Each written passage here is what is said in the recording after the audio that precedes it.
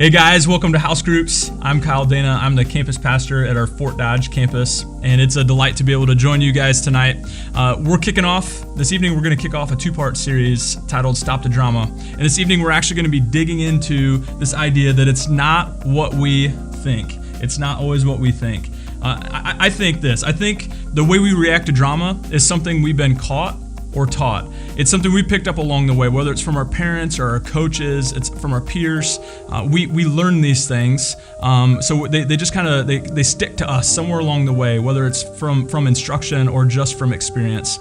I also think we believe drama is a one-sided situation, that it's always someone else's responsibility. It's always someone else stirring it. It's never us.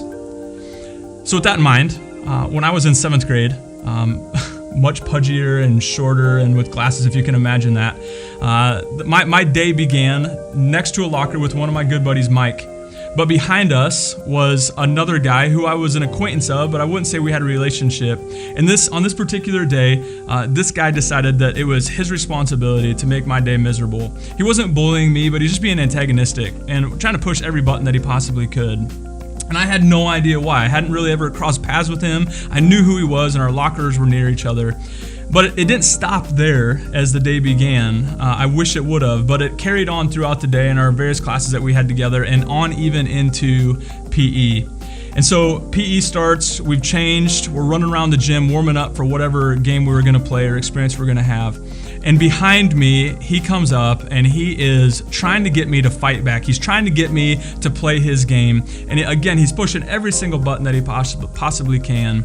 And I'm not playing his game. And so he decides if words aren't working, if this isn't making the situation escalate, then he needs to do something else. And he comes up behind me, and while we're running, he shoves me. And when I caught my footing, my initial reaction was to do something that my dad had been telling me to do. Hey, if you're ever in a pickle, if somebody is ever pushing your buttons, if this is a guy who's doing this and he's not going to back down, if you need to stand your ground, you've got two tools that you can use. And he said, you've got a right and you've got a left. And so in that moment, after I caught my footing, 1, 2, 3 steps forward, he's still running behind me. And I turned around and without thinking, I gave him a right hook right to his cheek and I dropped him. Now, it wasn't because I was bigger, it wasn't because I was stronger. I caught him off guard, but in that moment, my reaction was definitely one of those situations that I had been taught something and had been caught along the way, but the situation was not my problem, it was his. He was the one responsible for the drama. And so I think we all have situations that are like that. I think we have stories that we could start to share within our student ministry tonight about how we don't always react to drama the way that we think, that it's not always what we think. Jesus has something to say about this. And we're going to spend our time in Matthew chapter 5, verse 38. And as you're getting ready, as you're turning there, I just want to share something with you. I think over the next two nights, we're going to see how Jesus takes something that's so familiar to us in these two lessons, and we're going to start to see how he flips them upside down, how he changes the way we think. And so let me say this: Jesus doesn't promote retaliation. And he doesn't promote resistance. So when we're talking about drama, Jesus doesn't promote retaliation. He doesn't say, hey, get in the middle of it and fight back, make more of a mess of it. He doesn't say that. And he doesn't say that he promotes resistance. He doesn't say shut down, hide, run away, get away from it, do whatever you can. Instead, he promotes selfless sacrifice. Instead, he gives us a different look at this and the response, our response, and how we need to be in not just trying to run away or retaliate, but how we need to be right in the middle and respond with selfless sacrifice. So let's dig in this text together. Matthew chapter 5, starting in verse 38. You have heard it said, an eye for an eye and a tooth for a tooth. But I tell you, do not resist an evil person. If anyone slaps you on the right cheek, turn to them the other cheek also. And if anyone wants to sue you and take your shirt, hand over your coat as well. If anyone forces you to go 1 mile, go with them 2 miles. Give to the one who asks you, and do not turn away from the one who wants to borrow from you. So before we can dig into this, I think we need to set up the text. I think we need to understand what Jesus is talking about, because this is one of those texts that we can read and go, I might get it, or this is so against my culture, or what is Jesus really saying? And so let's set this up. So up to this point, this is some things that you need to know. This is the longest recorded sermon that we have of Jesus. This is the longest recorded message. So he's sitting on a hillside. He's got his disciples around him and a crowd who's leaning in and listening to this.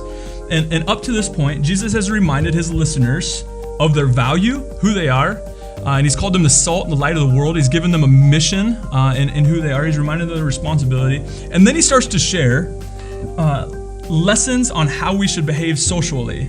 And up to this point, he's given us 4 of them. And tonight we're going to look at the 5th, and next week we're going to look at the 6th. But these lessons that he gives us on how we should behave socially, highlight how we should live and highlight how he does. He flips our way of thinking. And so he starts off right there at verse 38. You have heard it said. And I think that's one of the most catchiest statements, because whether we're aware that we've heard something like this said, we've experienced it in some way, shape, or form. And so he's got his listeners by the edge of their seats, and I hope that he's got our attention that way too. You've heard it said.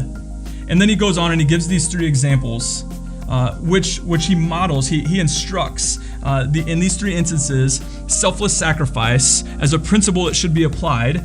But we have to understand this, because these are situations that are kind of out of context for us, and so let's put them into context. A slap on the cheek was a common insult. In those days, it was a common insult which would normally be returned in kind.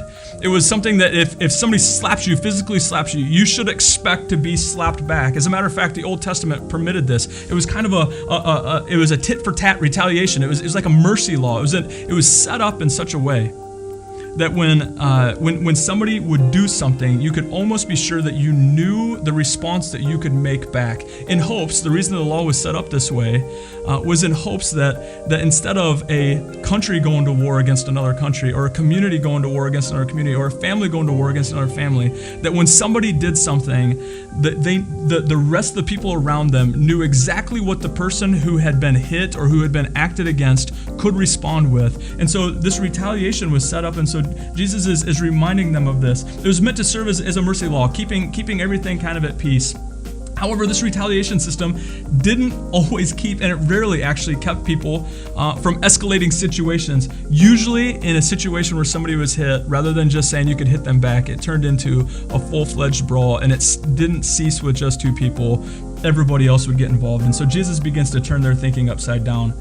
But the second situation that he gives, the second example, within giving somebody not just a shirt, but the coat off your back, when Jews weren't using this kind of retaliation, the tit-for-tat retaliation, the mercy law type of retaliation, they used the courts of law to seek personal revenge. They escalated. They took something that was meant to try to stop more from happening, and they went to the courts of law to seek personal revenge, which usually, most times, was far exceeded the actual punishment that was deserved. They made it so much more. They made the punishment so much worse than what it should have been. And so with that in mind, the tunic, otherwise known as the shirt, was commonly required as a collateral in legal cases. And so it was something that could be used. Hey, the judge would say, hey, you need to give up your shirt. But Jesus pushes it even farther. He says, don't just give them the shirt off your back. Give them your coat as well, which is way more expensive and has that much more of a purpose. Give that to them too. But he doesn't stop there. He gives them a third example. If somebody asks you to go 1 mile, go 2. In these times, Roman soldiers had the power to conscript common citizens. They could actually ask people to come to them and say, "Hey, I need you to carry these things for me." Whether it was some of their weaponry, some of their garb, whether it was maybe just some of their other supplies as they were going off to war or going to their next destination. And so they could just bring common citizens in and ask them of that. And the response of the citizens needed to be yes, otherwise they were punished. But Jesus says, don't just, if they ask for 1, don't just go 1, give them 2. This is given the rise to the fitting proverb, as many of us have heard, go the extra mile. Give them the extra mile. Before we start to unpack this anymore, I want to stop, because some of you are probably going, okay, I'm understanding this a little bit more in the context of the Jews, but what is What is Jesus not saying here? I want to be concerned. I want to be careful. Some of you are going, is Jesus saying that we shouldn't fight? Is Jesus saying that we shouldn't lean in and help people who are being tortured or being bullied or abused, that we shouldn't defend ourselves, or that we shouldn't wage war or combat in situations that we should? And so let's just clarify this for a moment. By encouraging this kind of behavior, Jesus is not, we need to understand this, Jesus is not supporting innocent people submitting to torture. Jesus is not directly addressing just war and unjust war. Jesus is not restricting someone from intervening on behalf of somebody being abused. Jesus is not forbidding self-defense.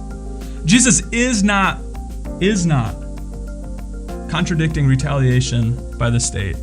And so if the state needs to punish somebody for something, Jesus is not saying, hey, we need to get an uproar about that. Jesus is not saying those things. These are three examples, three illustrations that Jesus uses as examples. They're not regulations. He was taking common practice that his crowd, his listeners would have understood, and giving them an understanding of, hey, I want this to make sense to you. I want you to understand what selfless sacrifice looks like in the midst of drama. I don't just want to help you understand that you shouldn't retaliate and you shouldn't resist, but I want to show you how you should live. And so he gives these three examples to help them understand this. You're probably sitting here going, though, okay, we haven't talked about verse 42. As you look at this text and you think about what it's saying, it might seem out of place. Verse 42 reads this: "Give to the one who asks you, and do not turn away from the one who wants to borrow from you."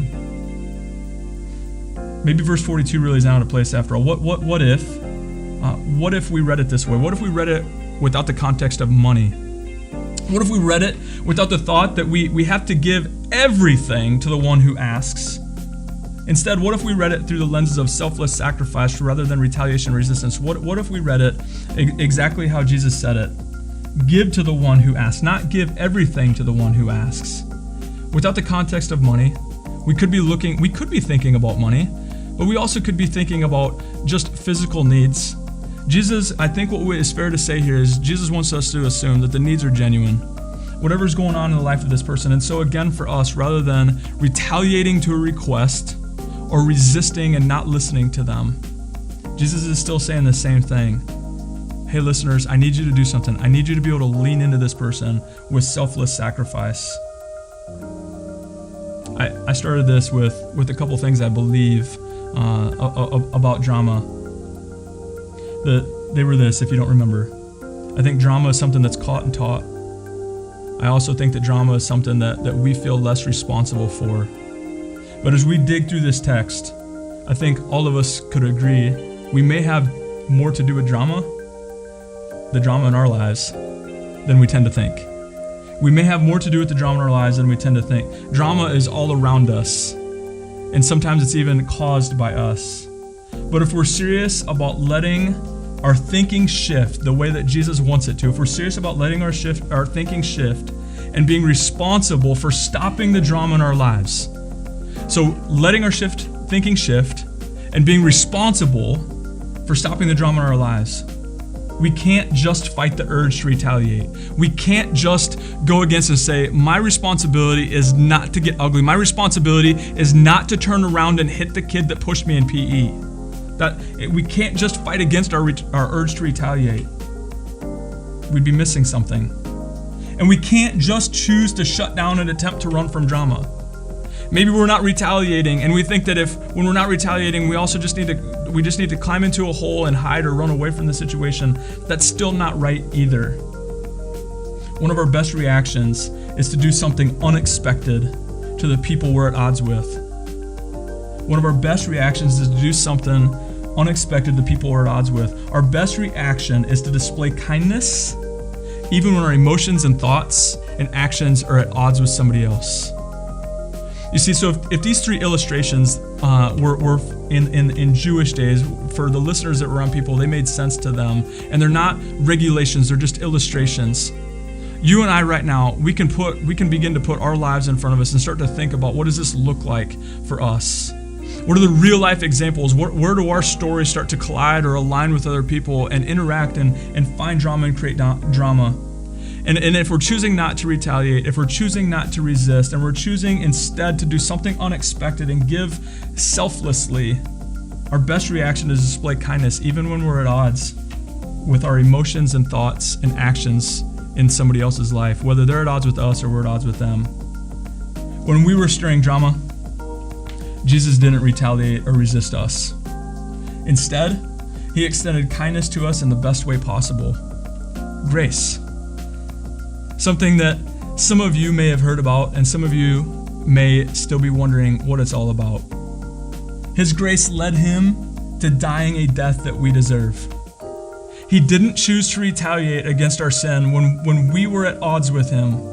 He didn't choose to retaliate and force something else upon us or to fight with us and against us. Instead, he also didn't just run into a hole and hide and say, God, I'm not up for this. I'm not going to play the role that you've asked. Instead, he gave in a way that was totally unexpected. He created a different train of thought. He shifted our thinking and extended grace. His grace led him to dying a death that we deserve. So friends, as you're thinking about wanting to stop the drama in your life, I think the place that we have to begin is understanding that drama isn't always the way that we think that it is. If we really want to be serious about this, we can't just resist retaliating or just resist getting into the drama. We have to choose to do something unexpected and extend kindness. It's going to start to blow the minds of the people that are around us. Here's how this story ended with the guy that pushed me in PE. Something you don't know is he and I actually went to the same church. It was a bigger church, and so I knew of him, but I didn't know him. And come to find out, when I got my punishment to stay for detention after school, he got to go home. But he went home with a black eye. I went home depressed that I had to stay at school an hour longer, but celebrating that I had lived up to what my dad had expected of me. My dad and I really didn't learn that lesson right away about the decision that I made not being right. But here's what's unique. So when that kid goes home, he goes home with a black eye, but he makes up a lie because he was too ashamed to actually tell his parents what happened. And he was too scared to actually admit what was going on. Fast forward 2 weeks, parent-teacher conferences happen. And our parents are in the same room going to some of the same teachers. And the PE teacher happens to approach both of our parents at the same time and asks how our relationship is and said it seems to be that the boys are working this thing out. To this young man's parents' surprise, they had no idea what was going on. So I get a phone call later that night with an apology for the fact that he had been lying to his parents. But it doesn't stop there. It's pretty cool, actually. In spite of everything that happened, the kindness that was extended to his parents through this young man, this guy and I actually have a relationship to this day. But what I found out in that moment is that there was something going on inside of him that no one else knew about. He wasn't just trying to push my buttons. He wasn't just trying to stand up against other people and be noticed and have a relationship that other people were going to respect and follow. There was turmoil that was going on inside his life, and I didn't know that. And I never would have found that out had his parents not made him call and ask for forgiveness and then invite me to hang out with him the next night. God gave me the opportunity to lean in through his extending kindness to me when I should have been the one that extended it first. And that's not a selfish statement. Instead of throwing a punch, if I would have slowed down long enough, I could have asked a deeper question of what's really going on here and extended kindness. You guys are going to have the opportunity to talk about this in your small groups here in just a moment. But if you would, I'd love to pray for you. Let's bow our heads. Father God, we thank you for letting us get into your word in such a way that brings to life the experiences that we face day in and day out, but sometimes are just so numb to. So Father, we thank you for awakening us. Father, I asked as these students go into their small groups, God, that you would give them the strength to be transparent. Help them to open up about how they've been viewing drama and how they've been encountering it and working within it. God, give them the strength and the courage to understand this truth, Father. If you consume their small group time with who you are and how you responded to our drama with grace, Father, we'd be okay with that too. Help the students who don't know you yet to maybe lean in a little bit more this evening and learn how much you love them and how you responded to the drama in their life by extending the unexpected grace that you gave. Jesus, we ask all this and believe all this in your mighty name. Amen.